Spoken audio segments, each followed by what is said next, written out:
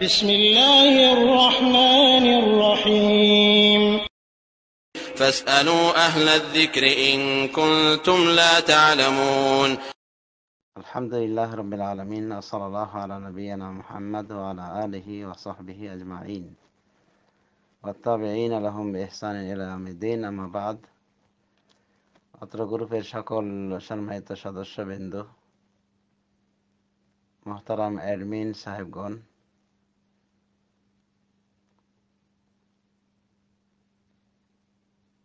বারাকাল্লাহ ফিকুম, আসসালামু আলাইকুম।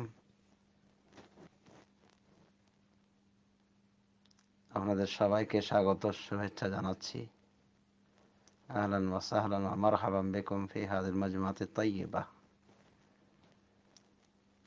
আমাদের মনে রাখতে হবে যে শরীয়তের ইলম অর্জন করাটা ফরজ।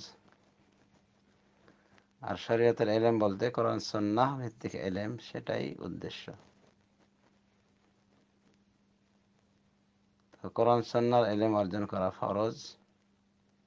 তালাবুল ইলমি ফারিদাতুন আলা কুল্লি মুসলিম, ইলম অর্জন করা প্রত্যেকটি মুসলিমের উপরে ফরজ।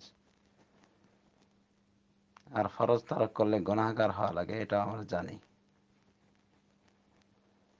তো শরীয়তের ইলম অর্জন করা ফরজ। আবার এই ইলম অর্জন করা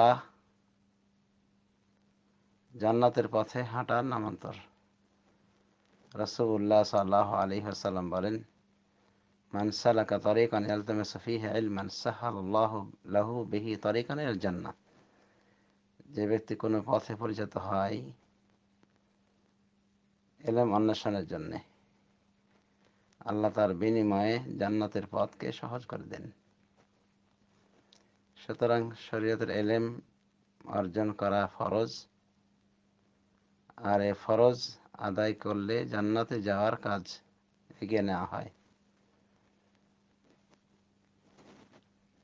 আর এই ইলম অর্জন করে চুপ করে বসে থাকতে হবে না, ইলম অনুযায়ী কাজ করতে হবে এবং এই ইলমের প্রচার প্রসার করতে হবে।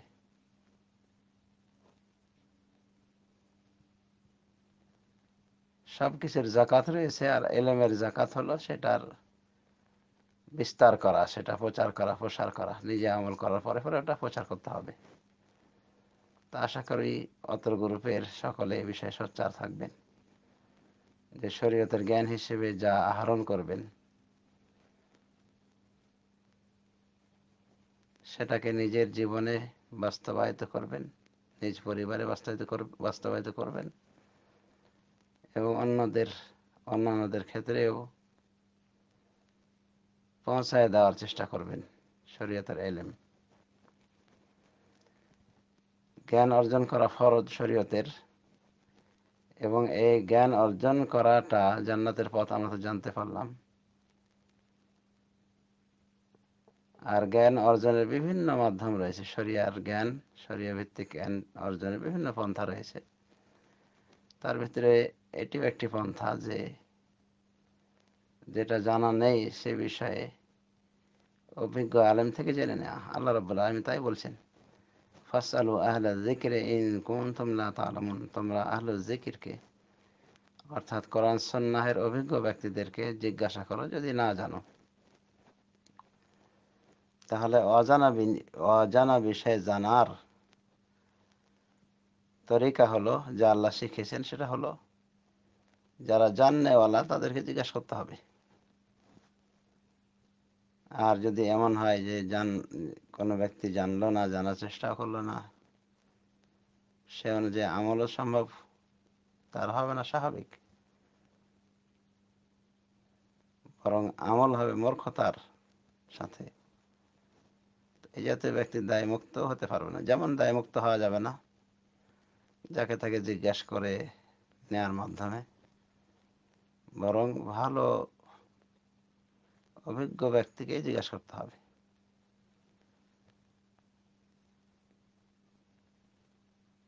অর্থাৎ আলা বসীরা চলতে হবে সবাইকে, জাগ্রত জ্ঞান সহকারে। এটাকে ইমাম বুখারী বোঝাতে চাইছেন এইভাবে বাবুল ইলমে ক্বাবলাল কওল ওয়াল আমাল, ইলম অর্জন করার অধ্যায় কথা এবং আমলের পূর্বে।